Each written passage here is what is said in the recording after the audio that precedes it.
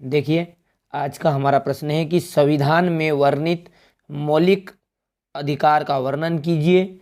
या फिर यहाँ प्रश्न आपसे पूछा जाता है कि भारत के नागरिकों के मौलिक अधिकारों का वर्णन कीजिए। कोई भी चार, एमपी बोर्ड में यहाँ प्रश्न आपसे केवल 4 अंक में पूछा जाता है, इसलिए आपको 4 इसके कोई अधिकार लिखने हैं। देखिए इसका आंसर देखते हैं।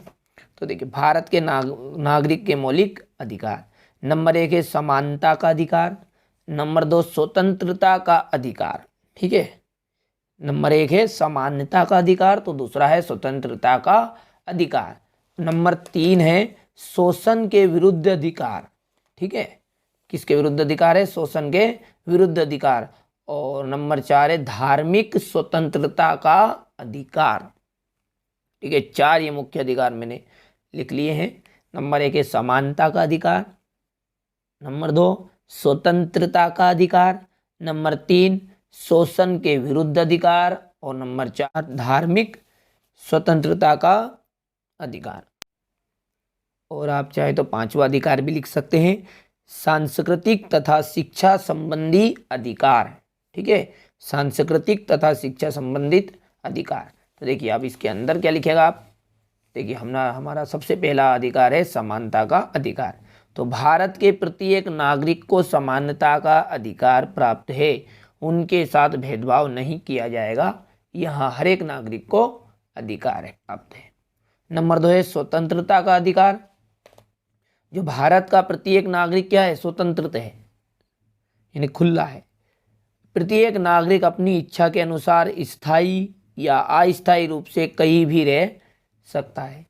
ठीक है, 2 अधिकार हो गए आपके। एक तो था समानता का अधिकार, तो भारत के प्रत्येक नागरिक को समानता का अधिकार दिया गया है, उनके साथ कोई भेदभाव नहीं किया जाएगा।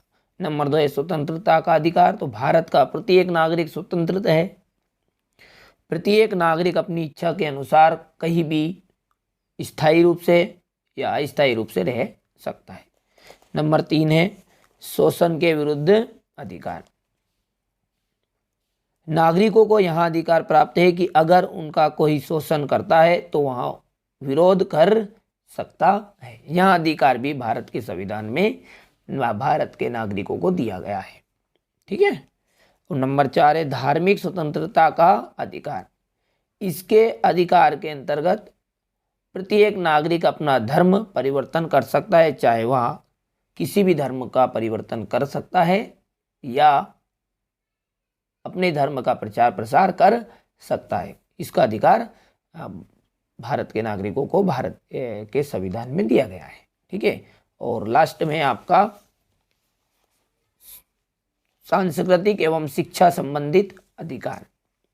इसके अंतर्गत प्रत्येक नागरिक अपनी संस्कृति की रक्षा कर सकता है और शिक्षा प्राप्त कर सकता है। यहाँ भी अधिकार प्रत्येक नागरिकों को दिया गया